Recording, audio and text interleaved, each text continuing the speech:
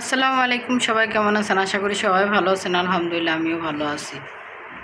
তো আজকে 4-5 দিন ধরে বৃষ্টি হইতেছে, আবার রোদও প্রচুর পরিমাণের। দিনের বেলা অনেক রোদ আর বিকেলবেলা হইলে প্রচুর পরিমাণে বৃষ্টি হয়।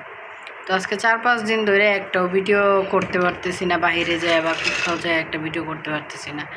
তো কালকে 2টা ভিডিও করছিলাম, একটু বাইরে গেছিলাম বাজারে, তো তখন আমি বাড়ি থেকে ভিডিও করছি 2টা।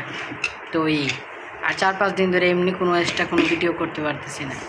আর বাড়িতে আসছি আজকে 23 দিন। 23 দিনের ভিতরে মানে এত পরিমাণের গরম, এত পরিমাণের রোদ, এত পরিমাণের বৃষ্টি, মানে সব কিছু মিলে চলতেছে আমার জীবনটা। আরেকটা কথা হইলো, দিনের বেলা কারেন্ট তো থাকেই না, যদি আধা ঘন্টা থাকে 2 ঘন্টা কারেন্ট থাকে না, এরকম অবস্থা। আবার হইলো দিনে যেমন তেমন, রাত্রে যদি কারেন্ট থাকে তাহলে মানুষে সারাদিন পরিশ্রম করে রাত্রে একটু আইসা শান্তি মতো ঘুমাইতে পারে। মাস শেষে দেখা যায় কারেন্ট বিল আসে কত জানেন? 1500। আমি যে এইখানে থাকি, বাসায় থাকি, আমারই কারেন্ট বিল আসে 900, 1100, 1200। কিন্তু প্রতিদিন কারেন্ট থাকে না, রাত্রে কারেন্ট থাকে না 2 ঘন্টা 2.5 ঘন্টা, দিনের ভিতরে 10-12 বার কারেন্ট যায়।